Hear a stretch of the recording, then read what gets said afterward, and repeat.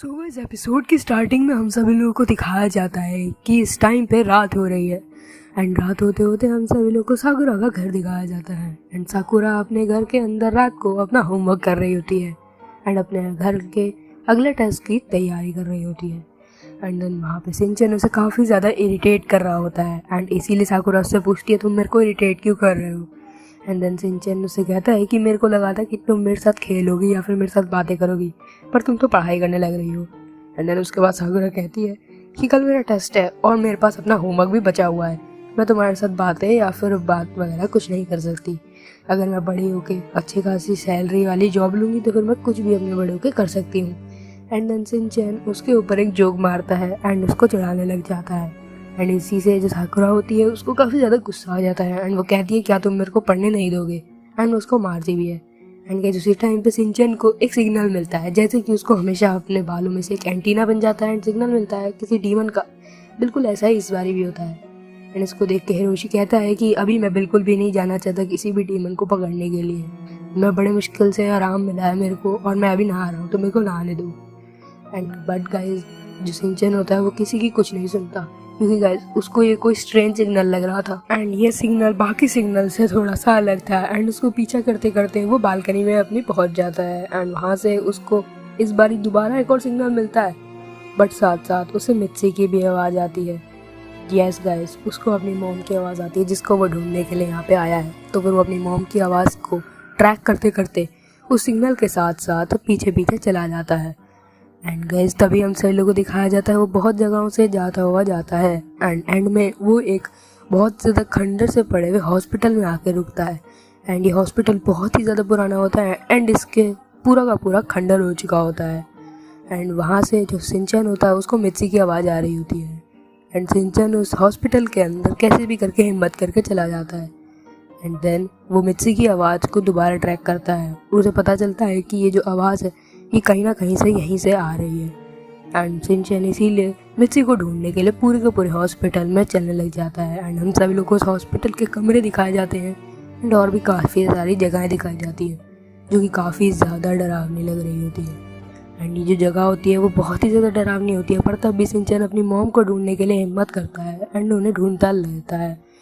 And हम सभी लोगों को दिखाया जाता है कि उसको सीढ़ियों के पास से एक सिग्नल आता है एंड वो उन सीढ़ियों को देखते ही काफ़ी ज़्यादा घबरा जाता है क्योंकि वो सीढ़ियाँ काफ़ी ज़्यादा अंधेरी भरी थी। बट स्टिल सिंचन अपनी मॉम को ढूंढने के लिए उन सीढ़ियों से नीचे उतरने लगता है एंड आगे जाने लगता है। बट गैस जैसे ही वो आगे जाने लगता है तभी उसको अपने सामने बहुत ही ज़्यादा अजीब सी चीज़ लगती है। उसे लगता है जैसे किसी की दो दो लाल लाल आँखें चमक रही हूँ एंड इसे देख के सिंचन काफ़ी ज़्यादा पैनिक करता है एंड घबरा जाता है। बट गैस ये जो चीज़ें थी ये दो दो लाल लाल आँखें नहीं थी, बल्कि ये दो लाल रंग की पट्टियाँ थी एंड वो दोनों की दोनों पट्टियाँ सिंचन की तरफ को बढ़ती है एंड वो पट्टियाँ सिंचन को बंदी बना लेती है एंड हम सभी लोगों को दिखाया जाता है कि ये सब कुछ उसी अजीब से पर्पल रंग के आदमी का काम है एंड उसने सिंचन को उन पट्टियों की मदद से पकड़ रखा है एंड उसकी शक्ल देखते ही जो सिंचन होता है वो समझ जाता है कि ये कौन है एंड देन वो उससे पूछता है तुम तो वही आदमी हो ना जो कि मैंने इस दिन तुम्हें बचाया था एंड वो जो मशरूम डीमन था वो पहाड़ पे आ चुका था, तुम उन्हीं में से एक हो ना जिसको डीमन ने मशरूम बना दिया था। एंड देन वो आदमी बड़े ही अजीब तरीके से सिंचन की तरफ देखता है और कहता है हाँ मैं वही आदमी हूँ एंड उसने अपने जो लिप्स थे उनके ऊपर लिपस्टिक लगा रखी थी। ये काफ़ी ज़्यादा वियर्ड था एंड इससे सिंचन को काफ़ी ज़्यादा इरिटेशन होती है एंड देन हम सभी लोगों को दिखाया जाता है कि सिंचन कहता है कि मेरे को तो अपनी मॉम की आवाज़ आ रही थी, तो तुमने मेरी मॉम की आवाज़ कैसे निकाली या फिर तुमने मेरी मॉम को बंदी बना रखा है, जल्दी मेरे को बताओ, क्योंकि वो अपनी आवाज़ में ये बोल रही थी कि मेरे हेल्प करो। एंड देन उसके बाद वो अपनी जेब में से एक अजीब सी चीज़ निकालता है जो कि लिपस्टिक की तरह ही लग रही होती है एंड उसके अंदर बोलता है, तो फिर वो मित्सी की आवाज़ में कन्वर्ट हो जाती है एंड देन वो सिंचन से पूछता है कि ये क्या है, तो फिर वो बोलता है ये एक वॉइस चेंजर है, मैं ये सब कुछ तुम सोचोगे क्यों कर रहा हूँ। तो फिर वो कहता है कि मैंने बहुत टाइम पहले एक पॉट के बारे में सुना था जिसके अंदर बहुत ही ज़्यादा असीम शक्तियों वाले डीमंस हैं, मैं उसी पॉट को ढूंढने के लिए निकल पड़ा,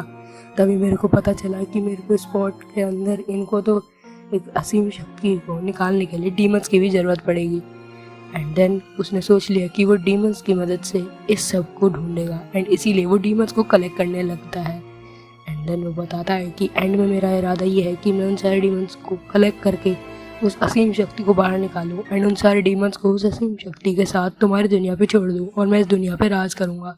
ये धरती को मैं तबाह कर दूँगा।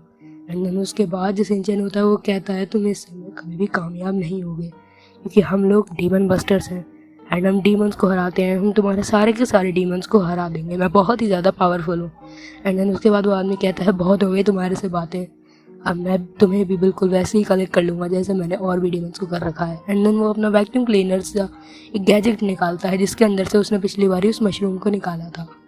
एंड वो सिंचन को उस वैक्यूम क्लीनर के अंदर डालने ही लगता है। बट गैस तभी पीछे जो साकुरा होती है वो अपना झाड़ू पकड़ के उसकी तरफ को उसकी हेल्प करने के लिए आ जाती है एंड वो उस आदमी की तरफ ही बढ़ रही होती है एंड उसे उस आदमी के ऊपर काफ़ी ज़्यादा गुस्सा आने लगता है एंड इसीलिए वो उस आदमी के हिप वाली जगह पे वो अपने उसके हाथ में जो झाड़ू था वो मार देती है एंड उससे उस आदमी को बहुत ही ज़्यादा दर्द होता है एंड वो ज़ोर से चिल्लाता है एंड देन वो आदमी उस दर्द को सह नहीं पाता तो फिर वो नीचे की तरफ को गिर जाता है एंड देन हम सभी लोगों को दिखाया जाता है कि इसी के साथ में सिंचन भी नीचे की तरफ को गिर जाता है।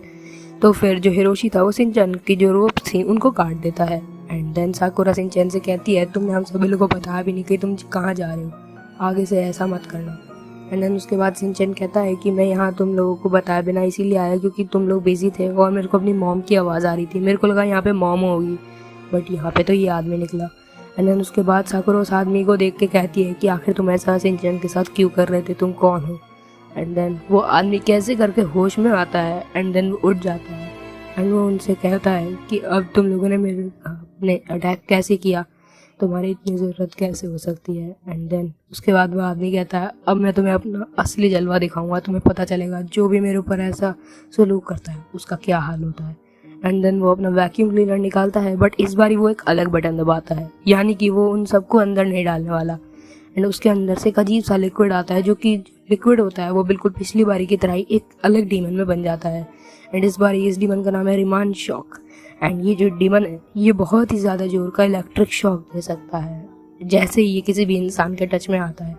एंड ये सब कुछ सुनने के बाद जो सारे के सारे लोग होते हैं वो काफ़ी ज़्यादा डर जाते हैं। सिंचन बहुत ज़्यादा घबरा जाता है कि अगर इन डीमंस ने हमें टच कर लिया तो फिर हमें बहुत ही ज़्यादा जोर का शॉक लगेगा। एंड वो जो अजीब सा आदमी होता है वो बहुत ही ज़्यादा खुश हो रहा होता है कि अब तुम लोग करें। एंड साकुरा भी कुछ कुछ सहम चुकी होती है बट उसे उतना भी डर नहीं लग रहा होता। एंड देन उसके बाद वो आदमी कहता है ये सारे के सारे जो डीमंस हैं ये तुम्हें बहुत ही ज़ोर का शॉक देने वाले हैं एंड वो शॉक इतना ज़्यादा होगा कि जैसे ही तुम उसे टच करोगे तो फिर तुम सभी लोग बेहोश हो जाओगे या तो तुम्हारी डेथ भी हो सकती है। एंड ये सुनते ही ऑफ कोर्स वो सभी लोग अभी तो बच्चे ही हैं तो फिर वो बहुत ही ज़्यादा डर जाते हैं एंड डीमंस की शक्ल भी बहुत ही ज़्यादा अजीब सी होती है एंड वो डीमंस सबको घेर लेते हैं। एंड यहीं पे हमारा ओनोशिनोसुके का पार्ट 7 एंड हो जाता है।